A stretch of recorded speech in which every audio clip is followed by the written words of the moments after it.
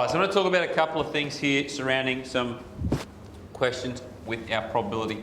The first one, we're going to put our eyes up and our pens down.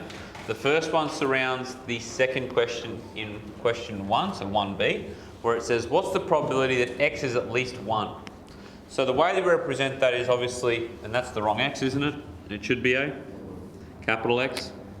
So capital X is greater than or equal to 1. Notice that I had before, x represents the number of heads. This is exactly the same as something else. Because what I'm saying is I want to add this with this with this. And that works in this scenario because how many options do we have? 8. No. How many little x values can I get? 4. There's 4 options, correct? So if I'm adding up 3, it's not a big deal. But let's say I had 1,000 options and I wanted to know this. It would be very time consuming to add all those values up, correct? Is there another way I can represent this? Riley? Greater than 0. Greater than 0? Yes? So that's yes, it is greater than 0, but that doesn't really help me in this regard.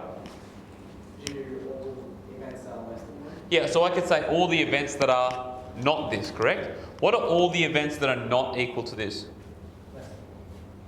Less than 1? What's the only option there? So if you're not greater than or equal to 1, you must be less than 1. How many of these values are less than 1? 1. And what's that? 0. So I want the probability that x equals 0. Just that? I've got to do 1 minus because I'm saying I've got all the options here, correct? If I take out this option, what am I left with? The thing that I wanted initially, correct? So it's called the complementary events, and basically it's saying P A dash. Does anyone know what that A dash means? Not A. So the probability that it's not A is equal to 1 minus the probability that it is A. And we could replace A and A dash, couldn't we? If we rearrange. We could plus PA to both sides, and we could minus P dash A to both sides. So it doesn't matter which one you do first. Cool? Does that make sense? Complementary events. The sum of all events must be 1. So if you've got 2 choices, 1 minus the other, so not 1 minus as in the probability of all, which is 1, minus one of the events will give you the other event. Clear with that? So the probability of rolling 5 or less on a dice is equal to the probability of 1, or 1 minus the probability of rolling a 6. Does that make sense? Yeah. Cool. So that's the first one. The answer for that, by the way, is? So you could have done 3 over 8 plus 3 over 8 plus 1 over 8, which would equal 1 minus 1 over 8. What should they both equal? How can I represent 1 as a fraction? 8 over 8. What's 8 over 8 minus 1 over 8? That's the worst 8 ever. 3 plus 3 plus 1 is 7 over 8. Cool? What's wrong, Riley? You think that's the worst 8 ever? The next thing we're going to look at, I'll leave that up. The next thing we're going to look at is the idea of discrete versus continuous data. Before we talk about what continuous data is, let's talk about what discrete data is, or discrete things are. Anything that is words or categories is an example of discrete data. So the colour of your hair, discrete data, correct? Your star sign, discrete data. Your birthday, discrete data. Is it only worded or categorical data? Is it only things that have words in it? Or can it also be numerical values? What's an example of a, well, what about the grades we give you on your report card? A, B, A minus, C plus, whatever. Are they discrete or continuous? Discrete, correct? Why are they discrete?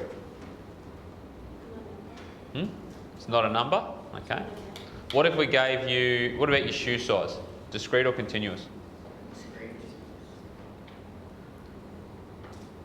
Foot length and shoe size, one of those is continuous, one of those is discrete. Tell me which one's which. Who thinks foot length is the discrete data set? Who thinks shoe size is the discrete data set? Caleb, what's your shoe size? Like 10? Exactly 10? Anyone got a shoe size that isn't a whole integer?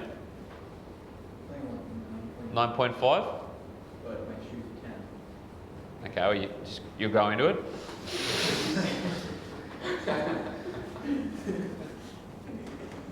You can have a decimal shoe size though, correct? Yes. But we all agree that it's discrete data. Tell me why. Because you can put it in like a clear category. It's in a, Like it can't be just simply any number. can you have a shoe size of 9.372? Is that possible or not? So it's a category, it's a numerical value we assign to a category, correct? So just be aware, and the test I like to do is, can you assign any number to it? So can your foot be 13.4767? If you had the most accurate rule in the world, the most accurate foot measurer, you could get your foot to an exact number, and the number would go on forever, correct? Yep. What about custom-made shoes? Custom-made shoes. Do they come with a custom-made sizing scale? They could. They could. If you paid a lot of money. A custom-made shoe would be the length of the custom-made shoe. The length of the custom-made shoe would be continuous, a continuous data, but if they assigned a shoe size to it, here's your 9.5 custom-made Nikes, that would be a discrete data set. Yes? So what about like a +5 or -5? Not possible. Great segue though, Riley. Riley has effectively segued. I mean, hypothetically, you could remake a scale which starts at -5, but Riley has highlighted a key point here. I'm going to change this data set. Just going to change this data set. Is that still a probability distribution or not? No. But it sums to 1. If I add up all the probabilities, it adds to 1. Tell me why it is not a... The probability Can't be less than 0. Probabilities must, so the probability that x, capital X, equals x must be greater than or equal to 0 and less than or equal to 1. It cannot be anywhere else. Despite the fact that you think that getting through 11 methods has a negative probability, it's only represented as a 0 at minimum. Clear? Like the probability of feeling superior when you can do calculus, that has a probability of 1. Just certainty. Clear? You guys are now good to get going on the rest of the questions on the Google Classroom and through those.